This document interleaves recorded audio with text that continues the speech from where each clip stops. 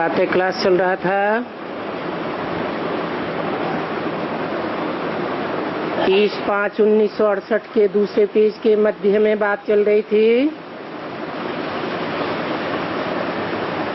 अभी तुम बच्चे जानते हो कैसे बैगर बनना होता है। बैगर अर्थात कुछ भी न रहे, कुछ भी याद न आए, आत्मा अशरीरी बन जाए, अर्थात इस शरीर को भी अपना न समझे।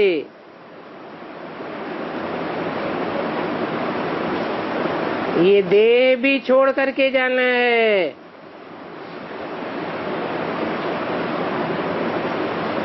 तो देह के पदार्थ और देह के संबंधी इनका तो कहना ही क्या,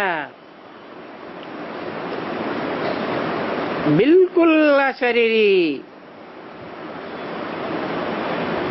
हमारा कुछ न रहे, ऐसा बनना है।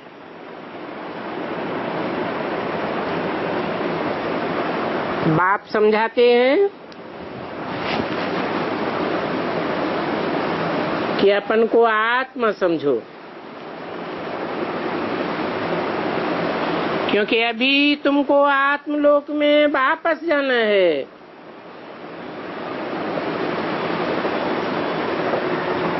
तुम जानते तो हो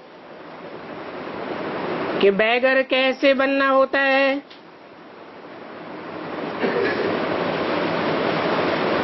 शरीर से पूरा ममत्व टूट जाए, आप मुए मर गई दुनिया। यही तुम्हारी मंजिल है।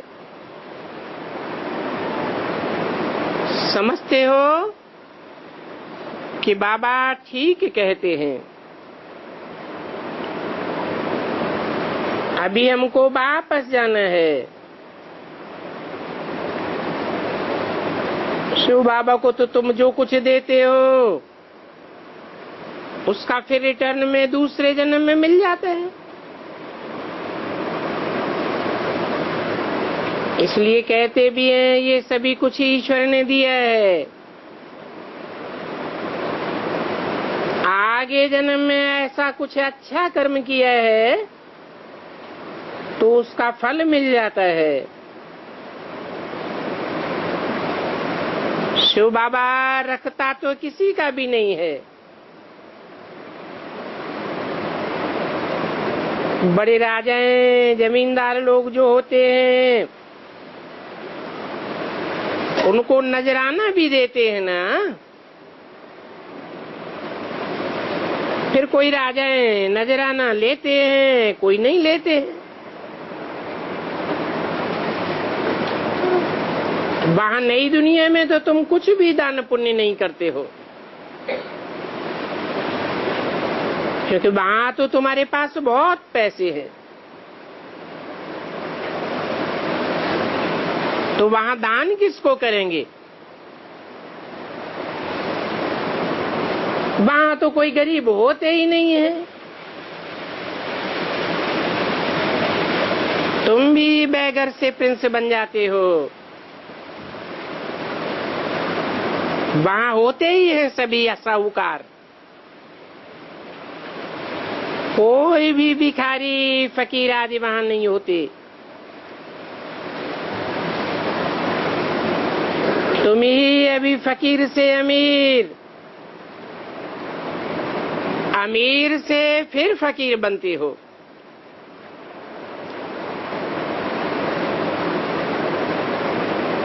कहते भी हैं इनको सेहत बखरो, कृपा करो, यह करो। आगे तो सभी शिव बाबा से मांगते थे। फिर बेबिचारी बन गए तो सभी के आगे जाते रहते हैं। शंकर के आगे जाकर के भी कहते हैं भर दे झोली। अभी वो धतूरा खाने वाला, भांग पीने वाला, वो फिर क्या तुम्हारी झोली भरेगा?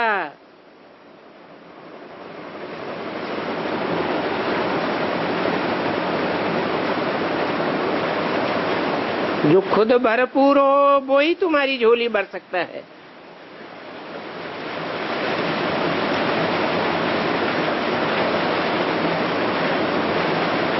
कितनी नॉनसेंस पत्थर बुद्धि, आसुरी बुद्धि, तुच्छ बुद्धि मनुष्य हैं।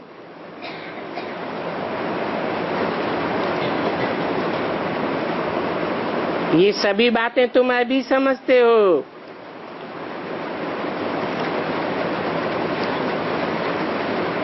गैन भी है पत्थर बुद्धि से पारस बुद्धि बनाया।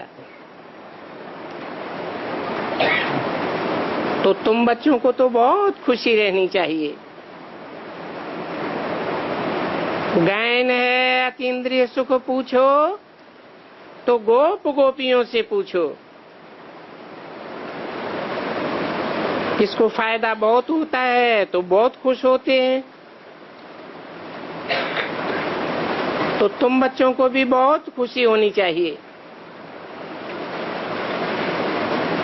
पहले भी तुमको 100% खुशी थी,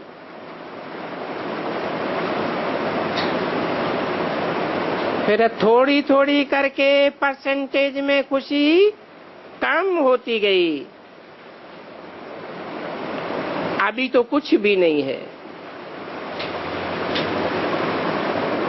फिर बेहद की बादशाही पाते हो। फिर बाद में होती है अल्पकाल के लिए हद की राजाई। अभी देखो बिरला के पास कितनी ढेर मिल्कियत है, कितने मंदिर बनाते रहते हैं।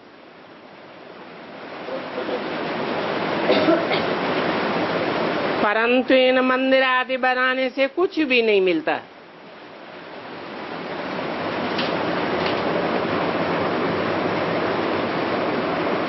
वो गरीबों को थोड़े ही कुछ दे देते हैं। मंदिर बनाया, वहां जाकर के मनुष्य माथा टेकेंगे। हाँ, कोई गरीबों को देते हैं तो उसका रिटर्न मिल जाता है।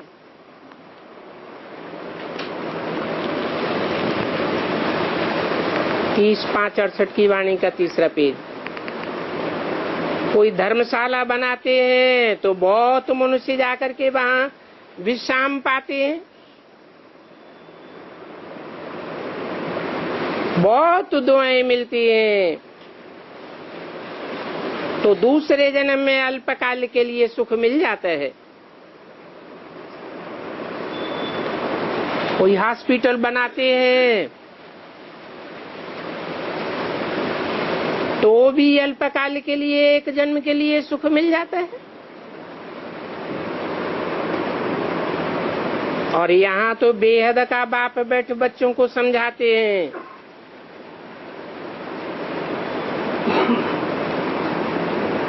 कहते हैं इस पुरुषोत्तम संगम युग की बहुत महिमा है।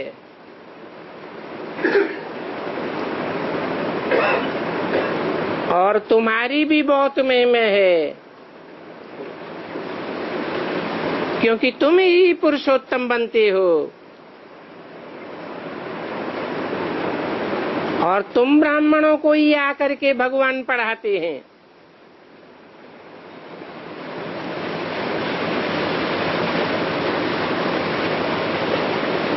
भगवान आकर के कोई शूद्रों को नहीं पढ़ाते हैं।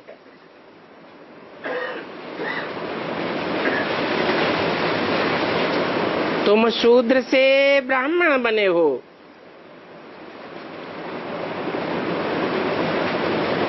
इसके द्वारा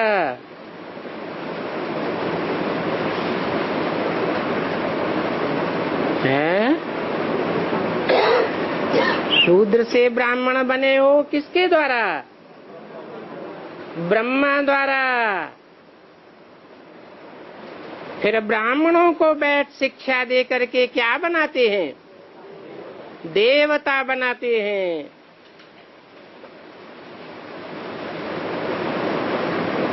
तो वही ब्राह्मणों को देवता बनाने वाला ज्ञान सागर मनुष्य सृष्टि रूपी वृक्ष का बीज रूप है, जो ब्राह्मणों को मनुष्य से देवता बनाते हैं और सारे ड्रामा के आदि मध्य अंत का राज समझाते हैं।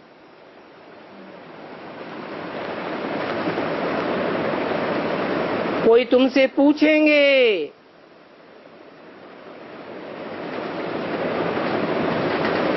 क्या तुमको वो ही पढ़ाते हैं? तो बोलो, क्या तुम भूल गए हो? गीता में भी भगवान वाच है,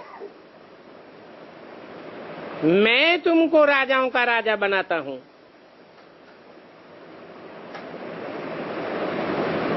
इसका अर्थ भी तुम बच्चे अभी समझते हो।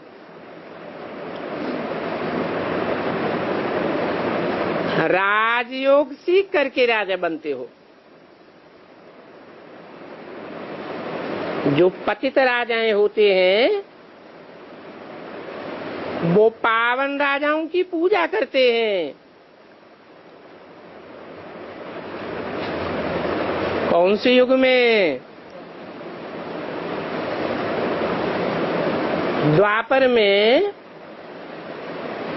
नारायण की पूजा करते थे ना।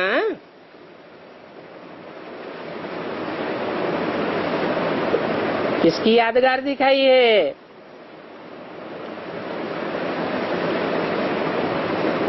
दिखाते हैं कि विक्रमादित्य ने शिव बाबा की पूजा की, इसलिए बाप कहते हैं मैं तुमको राजाओं का राजा बनाता हूँ।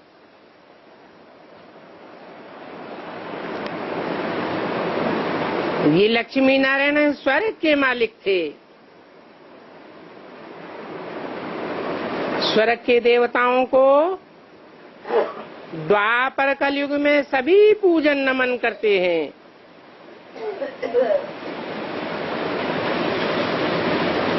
इन बातों को अभी तुम समझते हो कि द्वापर कलयुग में क्यों नमन करते हैं?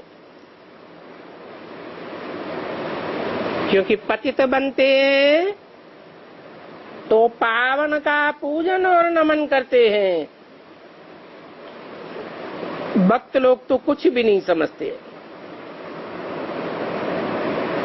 वो तो सिर्फ शास्त्रों की कहानी पढ़ते सुनते सुनाते रहते।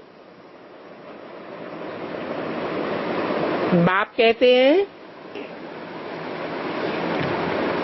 तुम जो गीता आधा कल्प से पढ़ते आए हो, सुनते आए हो, उससे कोई प्राप्ति नहीं हुई। तुम्हारा पेट कुछ भी भरा नहीं। अभी तुम्हारा पेट भर रहा है। तुम जानते हो कि ये गीता सुनाने का पाठ एक ही बार चलता है। खुद भगवान कहते हैं मैं इस तन में प्रवेश करता हूँ।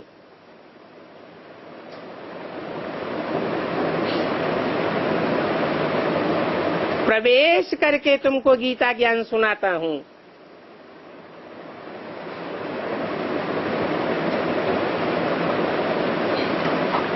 ज्ञान का अमृत तुम पीते हो ना।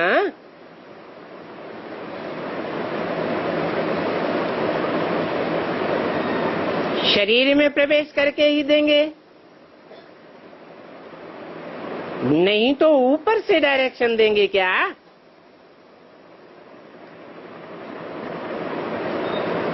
तो बाप कहते हैं मैं सन्मुख आता हूं। अभी तुम प्रैक्टिकल में सुन रहे हो।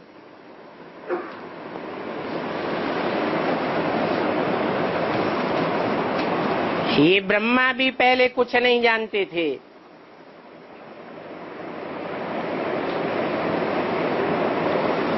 क्या नहीं जानते थे?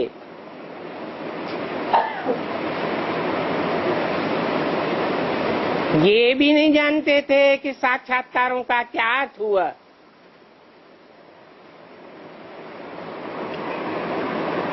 अभी तो ये भी जानते जाते हैं। बाकी पानी की गंगा पावन बनाने वाली नहीं है।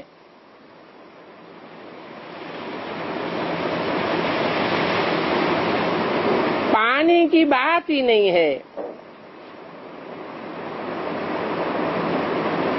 पानी को बिलोने से मक्खन निकलेगा क्या?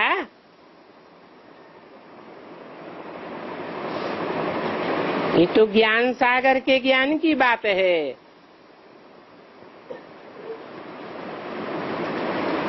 सागर मंथन का नाम बहुत शास्त्रों में बाला है।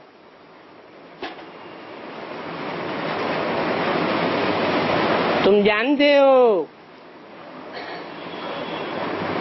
कि बाप सन्मुख बैठे हैं।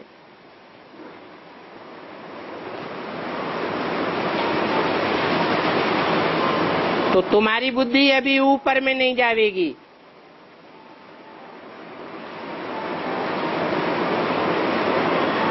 बाप कहते हैं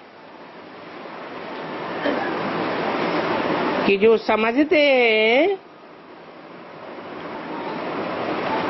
कि भगवान ऊपर बैठा है वो शूद्र बुद्धि है।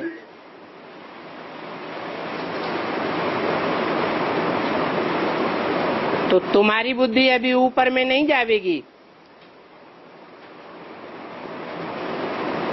ये रथ है, जहां भी होगा वहीं तुम याद करेंगे।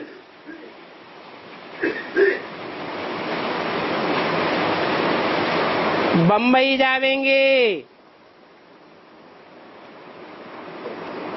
तो भी कहेंगे शिव बाबा इस समय कहाँ है।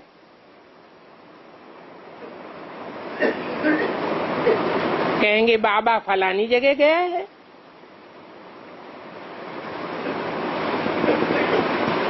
ये उनका रथ है।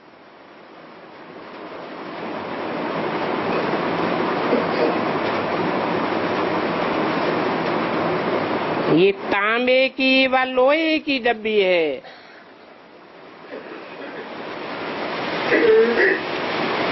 इस डब्बी को बाबा बूट भी कहते हैं।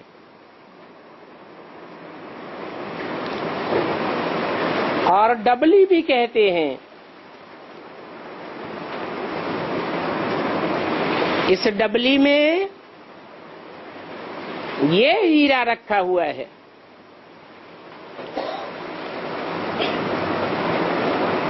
तो देखो ये कितनी फर्स्ट क्लास चीज है।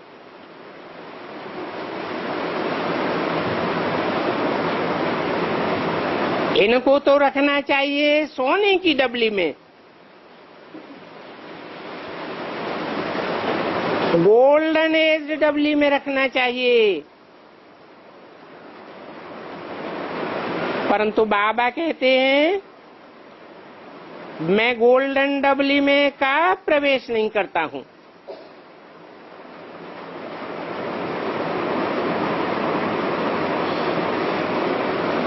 मैं आता ही हूं सेवा करने।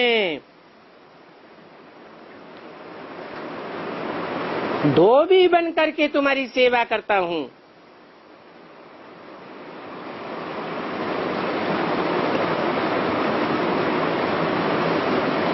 कहते भी है ना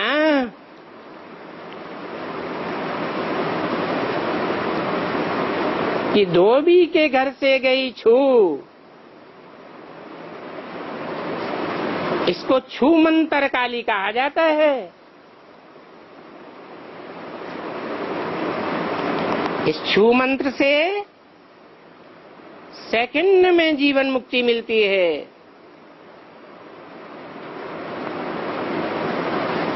इसलिए इनको जादूगर भी कहते हैं।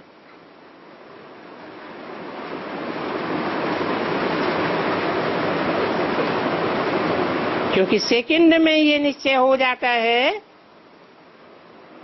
कि हम यह बनेंगे।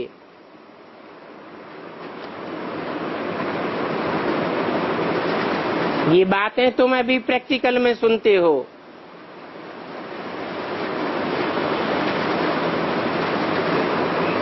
पहले जब सत्यनारायण की कथा सुनते थे तो ये सब बातें समझते थे क्या?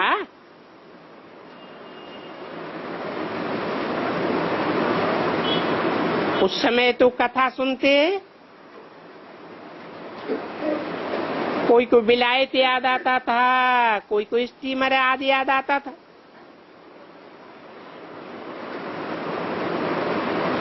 करोड़ों सत्यनारायण की कथा सुन करके मुसाफिरी पर जाते थे। वो तो कथा सुन करके जाते थे, फिर इसी दुनिया में लौट आते थे।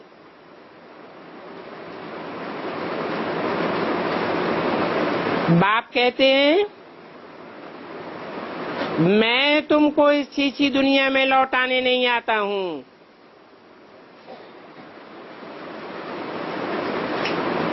भारत अमरलोक स्वर्ग देवी देवताओं का राज्य था। उस समय ये लक्ष्मी नारायण विश्व के मालिक थे। इनके राज्य में पवित्रता सुख शांति थी। सारी दुनिया यही मांगती है शांति दो, विश्व में शांति हो, सभी मिलकर के एक हो जाएं। अभी इतने धर्म सारे मिलकर के एक कैसे हो जाएंगे? हर एक का धर्म ही अलग, हर एक के फीचर्स ही अलग अलग हैं। तो सभी मिलकर के एक कैसे हो जाएंगे?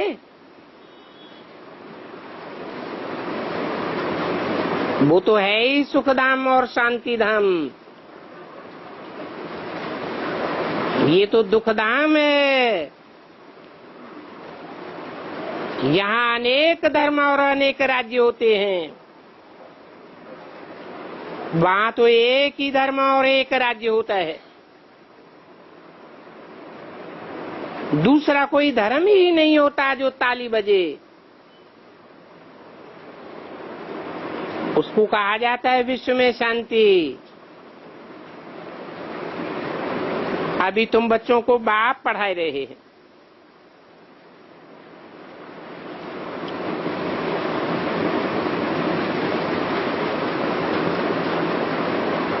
तो सुख और शांति की दुनिया में तुम जाते हो।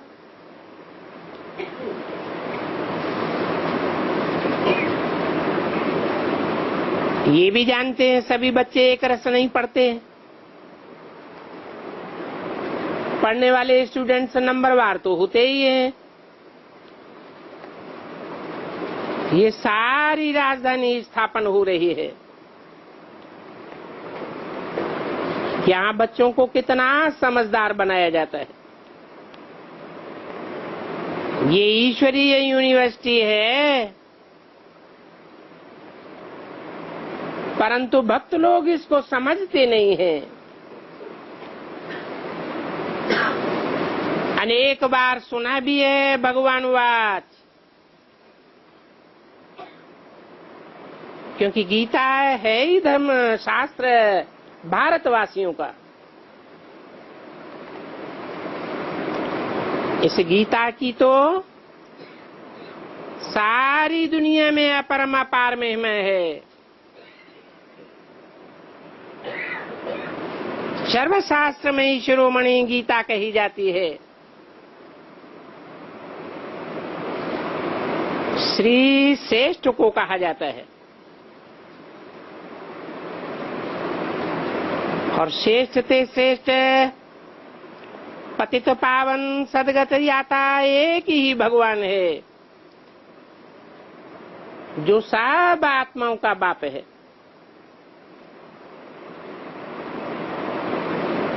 तब तो सभी कहते हैं ब्रदरहुड,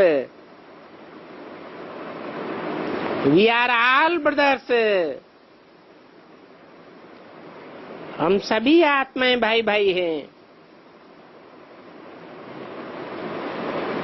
परंतु भारतवासी अर्थ नहीं समझते हैं, यूं ही गाते रहते हैं हिंदू मुस्लिम सिख ईसाई सब आपस में भाई भाई, बेसमझी से सिर्फ कह देते हैं हम भाई भाई हैं। ये थोड़ा ही समझते हैं कि सब भाई भाइयों का एक बाप कैसे होता है और कब होता है। ये कब का गायन हुआ है? जरूर संगम युग में बाप आता है और ज्ञान सुनाकर बुद्धि में नई दुनिया का फाउंडेशन डालता है। तो तुम ब्राह्मण बच्चों की बुद्धि में नंबरवार बैठता है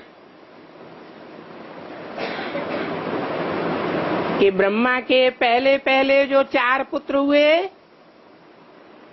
सनत सनातन सनंदन सनत कुमार, वो 4 मुख्य धर्मों के बीज रूप हैं।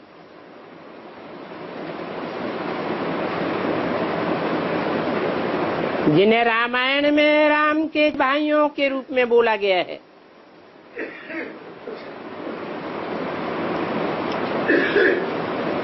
अभी बाप ने तुमको ये बातें समझाई हैं और तो कोई समझा भी नहीं सकता।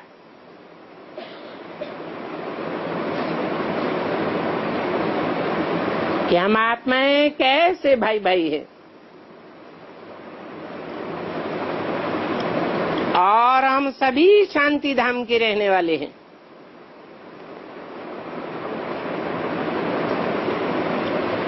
अभी पार्ट बजाते बजाते हम बाप को भी भूल गए।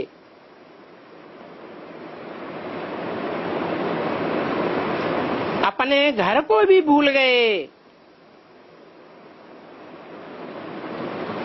जो बाप सारे विश्व का राज्य देते हैं, उस बाप को ही भूल गए।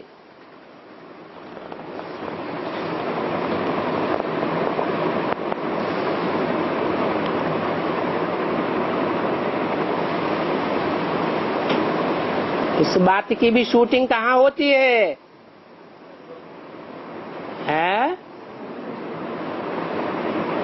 संगम युग पर ही इस बात की शूटिंग होती है। जो पहले पहले आत्मा आत्मा भाई भाई बनते हैं, सभी मुख्य धर्मों के भाई हैं।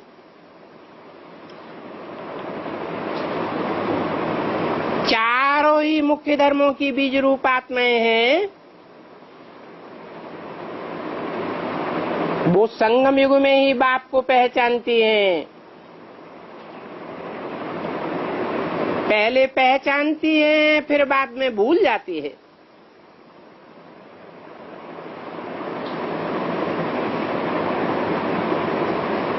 अभी प्रैक्टिकल में तुम देखते हो ये मनुष्य सृष्टि रूपी ड्रामा का झाड़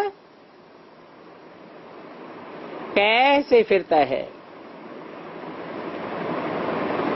इसको भक्त लोगों ने लाखों वर्ष दिखाई दिए हैं।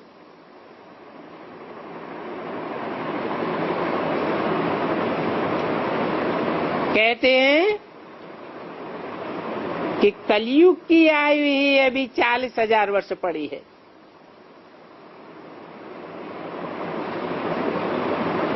अभी तो कुल 5,000 वर्ष हुआ है। कलयुग अभी बच्चा है। अभी अभी शुरू हुआ है।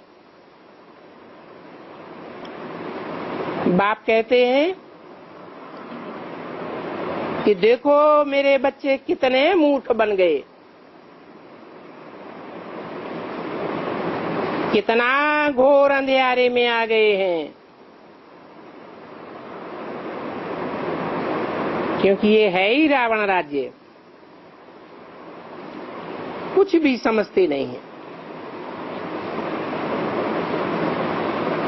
दुनिया में तुम्हारे सिवाय एक भी मनुष्य नहीं है जिसको ड्रामा के आदि मध्य अंत की नॉलेज हो। मनुष्य को ही तो ड्रामा के आदि मध्य अंत की नॉलेज मालूम होनी चाहिए। बाप जो विश्व का मालिक बनाते हैं उनको भी कोई नहीं जानते हैं।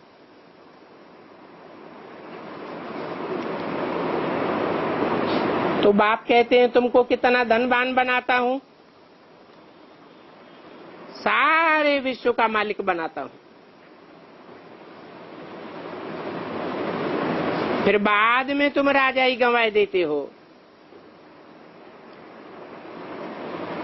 वहां नई दुनिया में तो सभी छीरखंड होते हैं, यहाँ माया के राज्य में सभी लून पानी होते रहते हैं। खान पान देखो कितना गंदा हो जाता है।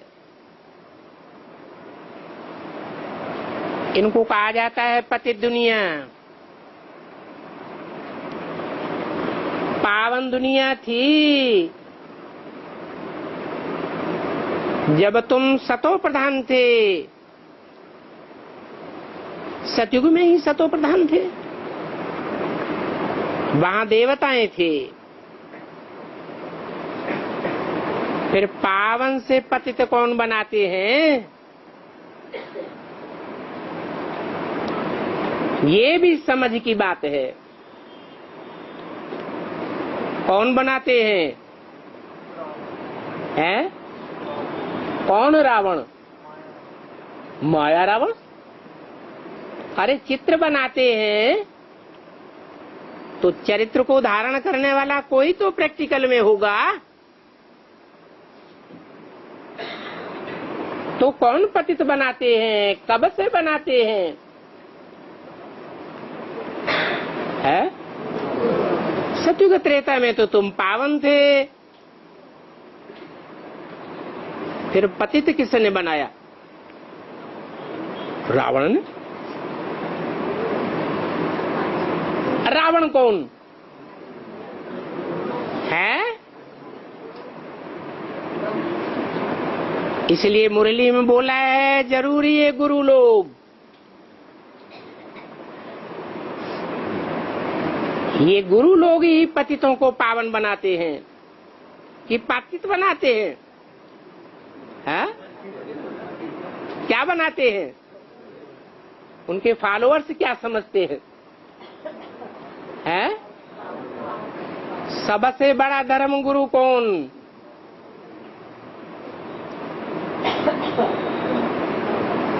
और उसके फॉलोअर्स क्या समझते हैं?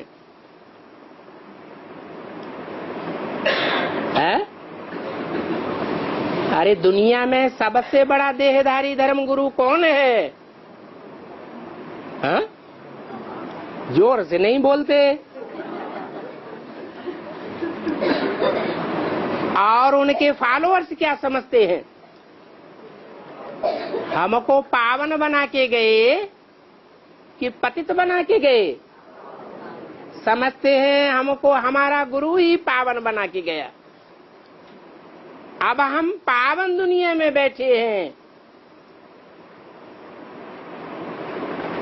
परंतु बाप कहते हैं ये गुरु ही सबको पतित बनाते हैं। एक ही ज्ञान सूर्य है जो प्रैक्टिकल में इस सृष्टि में जब आता है चैतन्य में, तो पतितों को पावन बनाता है। बाकी कोई ज्ञान चंद्रमा हो या ज्ञान सितारे हो या भक्ति मार्ग में गाए जाने वाले सप्त ऋषि हो, कोई भी पावन नहीं बनाते हैं। ये भी समझ की बात है। तुम्हारे सिवाय इन बातों को कोई नहीं समझ सकता।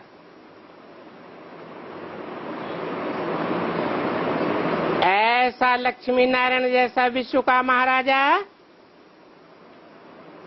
सिवाय बाप के कोई नहीं बना सकता।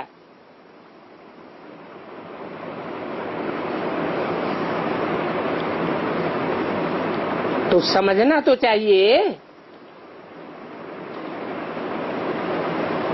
कि गीता में जो नर को नारायण बनाने का ज्ञान है, वो ज्ञान देने वाला ज्ञानदाता कौन है और नर को नारायण बनाने वाला कौन है। इन लक्ष्मी नारायण को बाबा ने कैसे बनाया, ये भी अभी तुम जानते हो।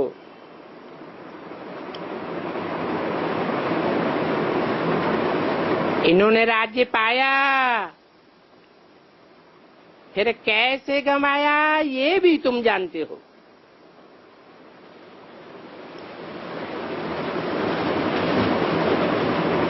कैसे इन्होंने राज्य पाया है? बाप को पहचान कर, अपनी आत्मा के पार्ट को पहचान कर, अपन को आत्मा समझते हुए बाप की याद से ये अव्वल नंबर में पतित से पावन बनते हैं। जब पावन बनते हैं तो विश्व की बादशाही प्राप्त करते हैं।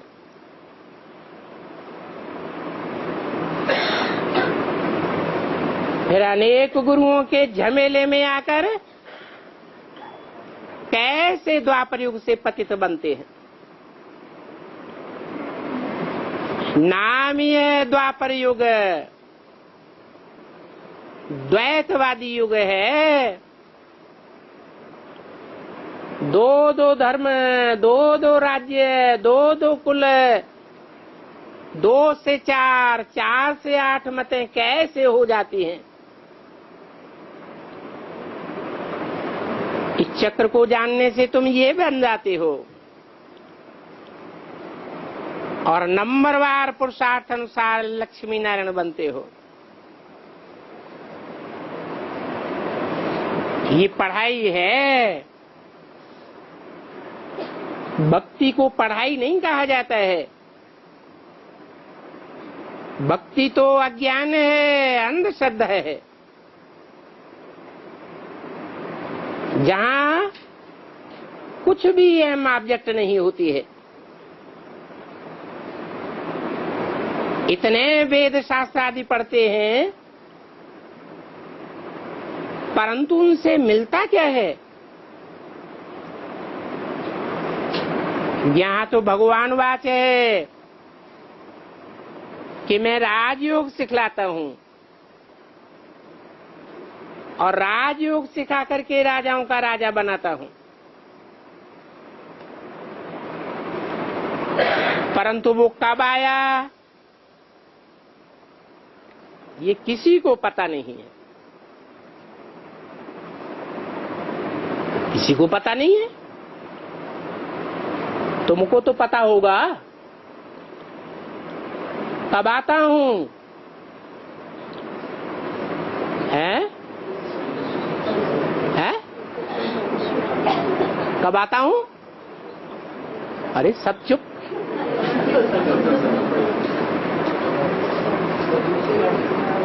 '76 में आता हूँ। अच्छा, 36 में नहीं आता हूँ। अगर 36 में नहीं आता हूं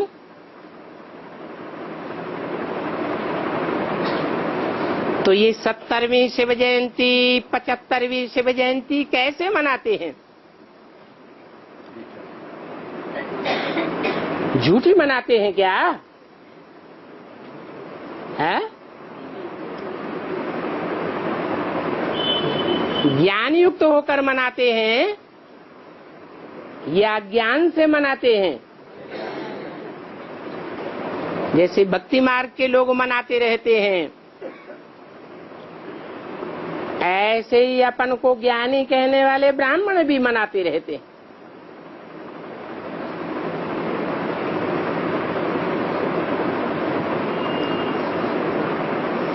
किसी को पता नहीं है कि मैं वास्तव में कब आता हूं।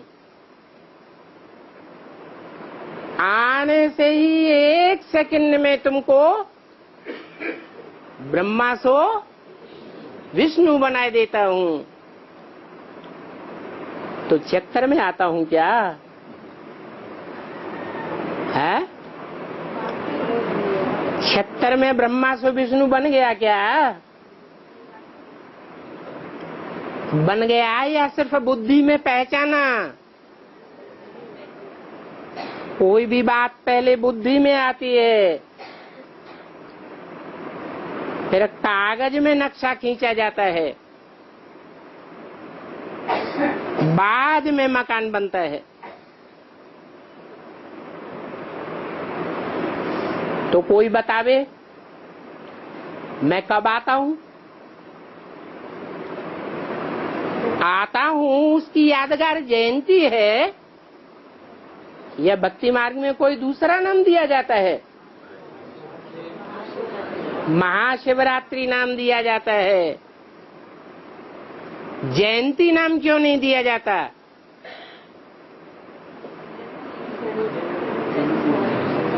जयंती साकार की मनाई जाती है और बाप तो निराकार है, सदैव निराकारी निर्विकारी निरहंकारी है। वो इस दुनिया में आकर के जब किसी मुकर्रर रथ के द्वारा प्रत्यक्ष होते हैं तो प्रत्यक्षता को ही जयंती कहा जाता है।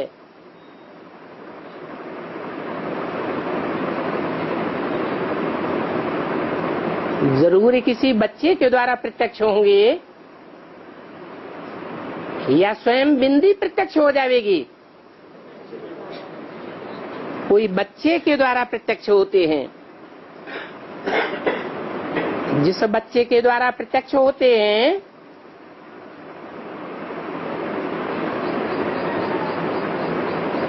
वो संगम युगी कृष्ण है या सतयुगी कृष्ण है? संगम युगी कृष्ण कहा जाता है, जो बैगर टू प्रिंस बनते हैं।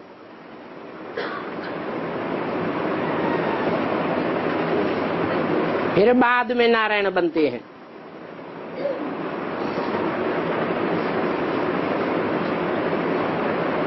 सतयुग में जो कृष्ण बच्चा होगा वो बैगर टू प्रिंस बनेगा क्या है? बनता है? वहां बैगर टू प्रिंस बनने की बात ही नहीं।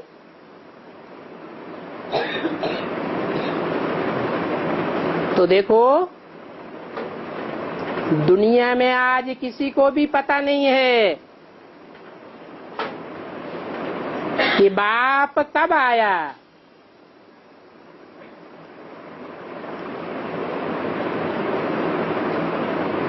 आने से ही कहते हैं मैं तीरी पर बहस लाया हूं।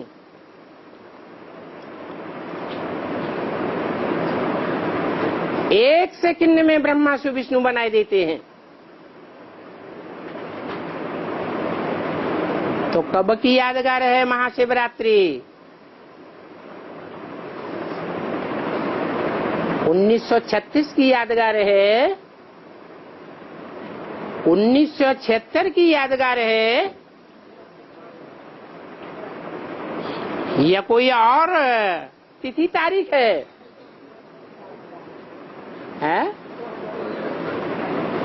बाप तो इशारा भी देते हैं मैं बच्चों के द्वारा प्रत्यक्ष होता हूँ। तो वो कौन से बच्चे हैं जिनके द्वारा प्रत्यक्ष होते हैं?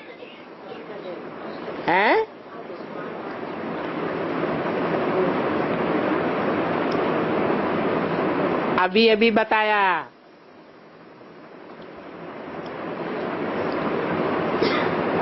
मेरी तिथि तारीख नहीं मनाई जाती है, मेरी जयंती नहीं मनाई जाती है भक्ति मार्ग में। जिसकी जयंती मनाते हैं उनका नाम क्या है?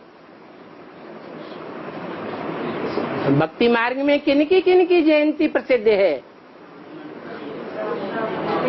राम और कृष्ण की जयंती प्रसिद्ध है। तो यही दोनों आत्माएं कॉम्बिनेशन में बाप दादा का पार्ट बजाती है। जिनका पुरुषार्थ जब संपन्न होता है, याद की यात्रा पूरी होती है, तब उनके तन के द्वारा संसार में प्रत्यक्ष होता हूँ। जिसकी यादगार भक्ति मार्ग में कृष्ण जयंती के रूप में मनाते हैं। कृष्ण की जन्म कुंडली भी दिखाते हैं, तिथि तारीख भी बताते हैं, परंतु शिव की कोई तिथि तारीख नहीं होती है। तो बताओ मैं कब आता हूँ? प्रैक्टिकल में कब आता हूँ? 2018 में। 18 एक्यूरेट बता दिया है? 17 में आता हूँ, ये एक्यूरेट है? बाप बच्चों के द्वारा प्रत्यक्ष होते हैं। वो कौन हीरो हीरोइन का पार्ट बजाने वाले बच्चे हैं? जिनके द्वारा संसार में जब प्रत्यक्ष होते हैं तो घोर अंधियारी रात होती है अज्ञान की। दुनिया वाले तो जानते ही नहीं हैं। जो थोड़ा बहुत जानते हैं, बेसिक नॉलेज लेने वाले ब्राह्मण हैं, जिन्होंने जनेऊ ही धारण नहीं किया है, यज्ञोपवीतधारी ब्राह्मण हैं, या पक्के ब्राह्मण हैं या कच्चे ब्राह्मण हैं? क्यों? क्योंकि उन्होंने उन 3 सूत्रों को पहचाना ही नहीं है।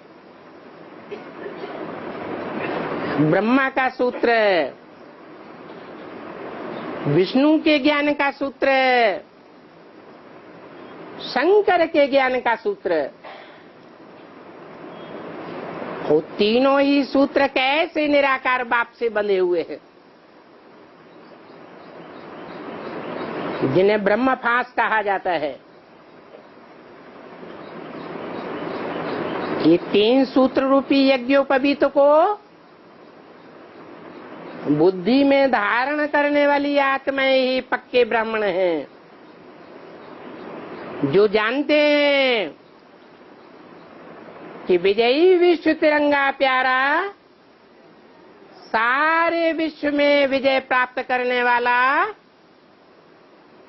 वो 3 चैतन्य कपड़ों का यादगार झंडा कौन सा है,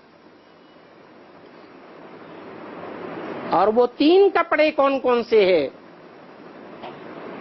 चैतन्य कपड़े हैं या जड़ कपड़े हैं? चैतन्य कपड़े हैं जिन्होंने विश्व पर विजय प्राप्त मिलकर के पाई थी। भक्तों ने तो कल्प की आयु ही लंबी कर दी है। एक तो कृष्ण को भगवान नहीं कह सकते, फिर किसको भगवान कह सकते हैं? कृष्ण को गीता का साकार भगवान नहीं कह सकते। क्या प्रूफ है?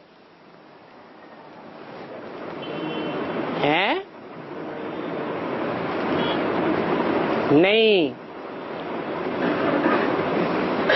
प्रूफ है कि कृष्ण की आत्मा संगम युग में जो ब्रह्मा का पार्ट बजाती है, उसका भक्ति मार्ग में पूजन नहीं होता है, मंदिर नहीं बनते हैं, मूर्तियां भी नहीं बनती हैं।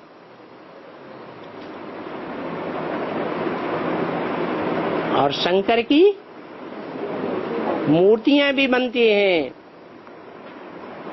पूजन भी होता है और याद भी करते हैं, शिव शंकर भोलेनाथ।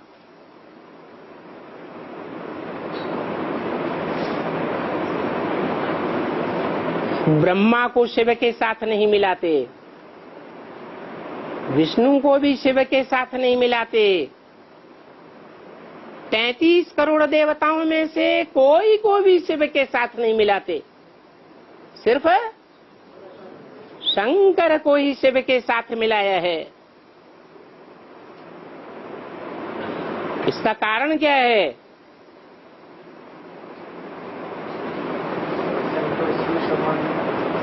यही कारण है कि बाप आते हैं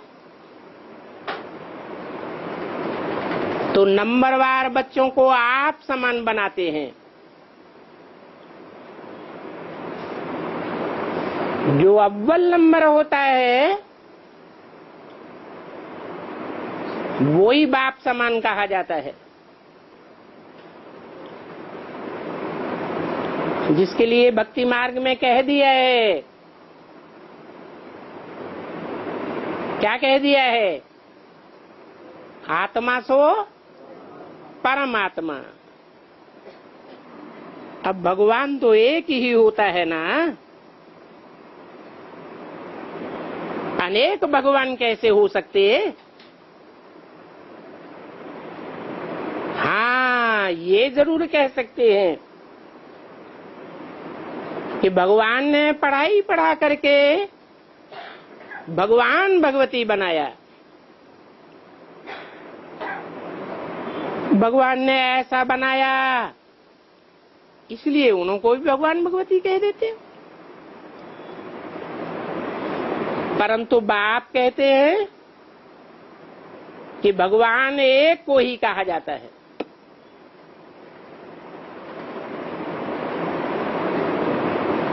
भगवान अकेला है, एक है, या भगवती के साथ है?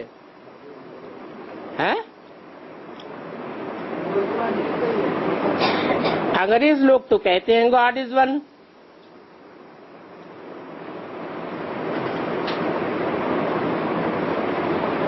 God is truth. सच्चाई को ही गॉड कहा जाता है। हिंदुओं में भी गायन है, सत्यम शिवम सुंदरम। तो सत्य एक होगा या दो होंगे? एक आत्मा का पार्ट नहीं मिल सकता कोई दूसरी आत्मा से, तो सब सच्चे होंगे क्या? दो चार सच्चे होंगे क्या? कि 100% एक ही सच्चा होगा?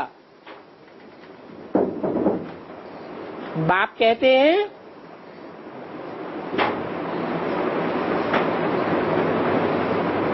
कि भगवान एक को ही कहा जाता है।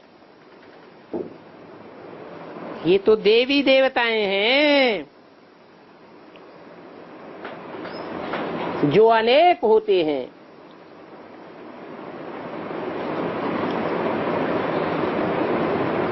उनको भगवान नहीं कहेंगे।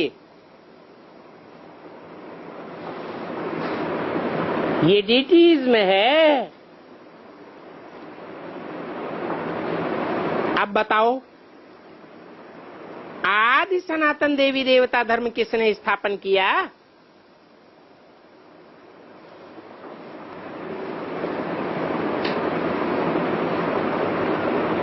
नाम ही लगाते हैं आदि। तो देवताओं में कोई तो आदि होगा।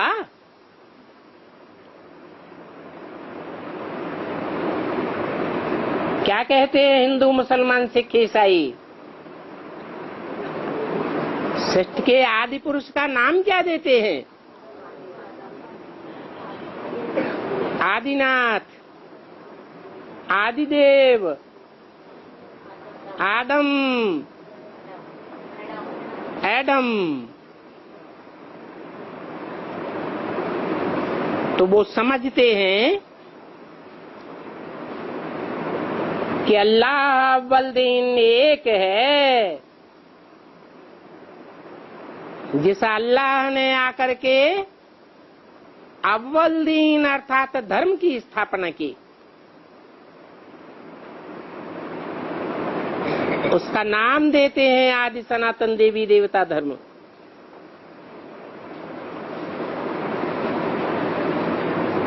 वो भक्त लोग समझते हैं कि आदि सनातन देवी देवता धर्म कृष्ण ने स्थापन किया।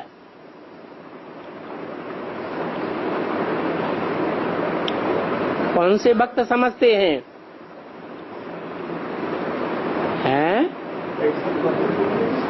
ये शूटिंग करने वाले कौन से भक्त हैं जो समझते हैं कि आदि सनातन देवी देवता धर्म कृष्ण उर्फ ब्रह्मा की आत्मा ने किया? ब्रह्मा ही अर्थात कृष्ण की आत्मा साकार में भगवान है, जो आदि सनातन देवी देवता धर्म की स्थापना करती है। परंतु वो जानते नहीं हैं। क्या? कौन नहीं जानते हैं? वो अधूरे ब्राह्मण, अधूरी पढ़ाई पढ़ने वाले जानते ही नहीं है कि कृष्ण की आत्मा अभी पढ़ रही है।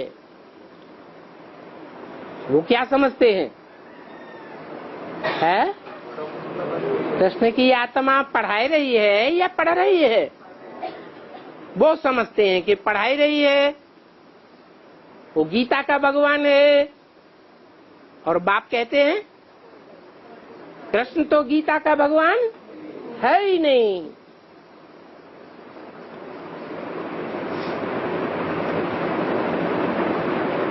गीता का भगवान तो वो है जिसमें बाप ने मुकर्रर रूप से प्रवेश किया है। मुकर्रर अर्थात आदि में भी हो, मध्य में भी हो और अंत में भी हो।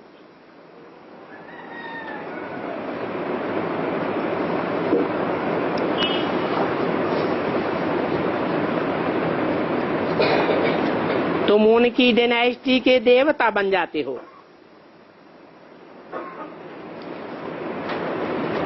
उनको कहा जाता है विश्व की यूनिवर्सिटी।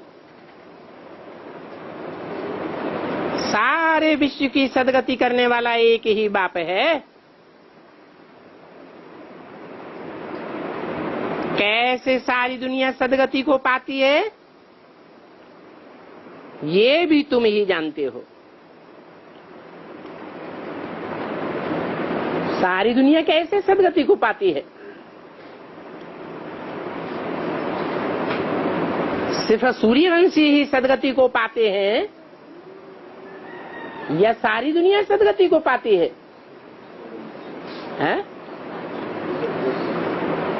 सदगति शरीर के द्वारा होती है या बिना शरीर के होती है? तो शरीर के साथ सदगति पाने वाले सूर्यवंशी हैं या सभी धर्म वाले हैं? क्यों? एक जन्म की सदगति सभी की नहीं होती क्या? है? परम धाम से जो आत्माएं आती हैं वो सात्विक स्टेज वाली आती हैं या रजोतमो में आती हैं? तो उनकी सत्य गति नहीं होती है। एक जन्म की सदगति होती है जिसमें वो दुख नहीं भोग सकती।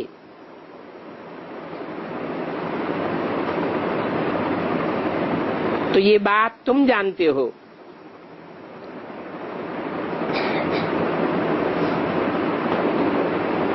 तुम सतयुग में जाते हो,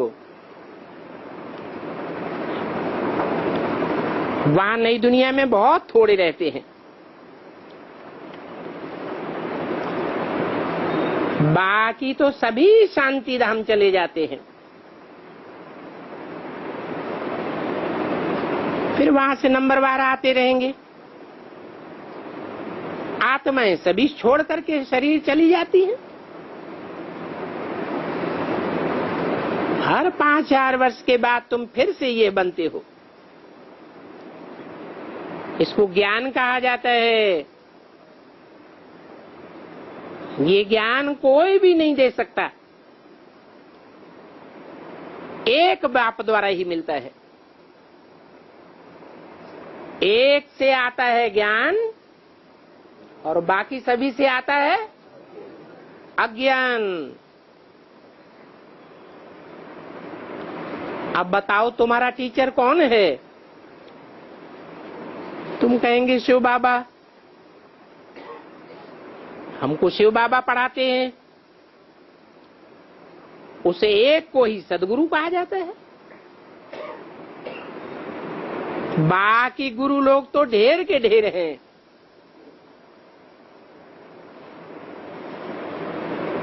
भक्ति मार्ग में भी क्या कहते हैं? गुरुर् ब्रह्मा गुरुर् विष्णु गुरुर्देवो महेश्वर है। गुरु साक्षात परम ब्रह्म तस्मै श्री गुरुवे नमः। ये परम ब्रह्म कौन है?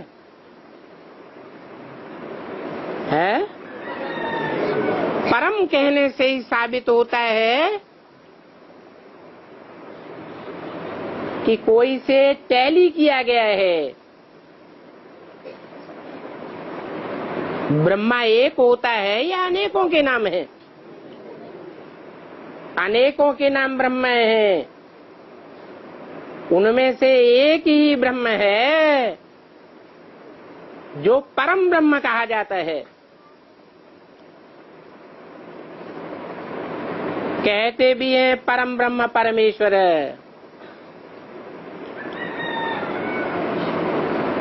तो ये पढ़ाई है। भक्ति मार्ग अलग है। सबसे जास्ती भक्त ये था। कौन है? लादा लेखराज ब्रह्मा और फिर कृष्ण की आत्मा।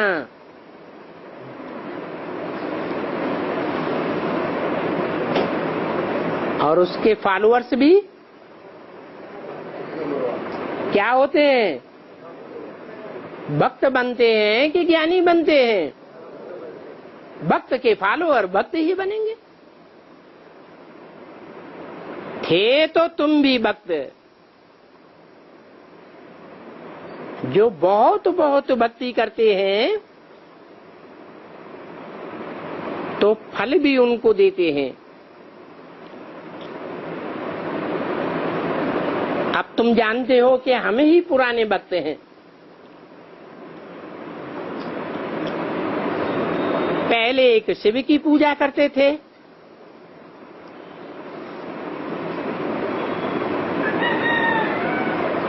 तत्वम तुमको ही शिव बाबा ने विश्व की राजभाग सौंपी थी, अभी फिर दे रहे हैं। जिसने इतनी भक्ति नहीं की होगी उनकी निशानी अभी क्या देखने में आवेगी, है? हाँ, वो इतनी पढ़ाई भी नहीं पढ़ेंगे। जिसने सबसे जास्ती भक्ति की होगी वो ईश्वरीय पढ़ाई भी सबसे जास्ती पढ़ेंगे। कोई जास्ती पढ़ने लग पड़े तो समझो इसने भक्ति जास्ती की है और यही ऊंच पद पावेगा। हर एक की रग देखनी पड़ती है। गाते भी हैं माला फेरत जुग गए, सच्चा मन का मीत कोई को नहीं मिला, आधा कल्प माथा मारा। पहले शिव की भक्ति की, फिर देवताओं की, अभी तो 5 तत्वों की भी पूजा करते रहते हैं। बाप कहते हैं पानी में स्नान करने से कोई थोड़े ही पावन बनता है, पानी को बिलोने से कोई थोड़े ही मक्खन मिलता है। जिनको गुरु किया वो भी पापात्मा है। अभी बाप कहते हैं बीती सो बीती, ये पुरानी दुनिया जीती नहीं। देखो ये सन्यासी आदि फिर भी अपने समय पर आवेंगे। जब शंकराचार्य आकर के धर्म की स्थापना करेगा तो सतयुग में तो आ नहीं सकता, राजयोग भी सिखला ही नहीं सकता। वो हैं ही निवृत्ति मार्ग वाले, पवित्र प्रवृत्ति मार्ग का ज्ञान वो दे ही नहीं सकते। अच्छा, मीठे मीठे रूहानी बच्चों को रूहानी बाप दादा का याद प्यार, गुड मॉर्निंग।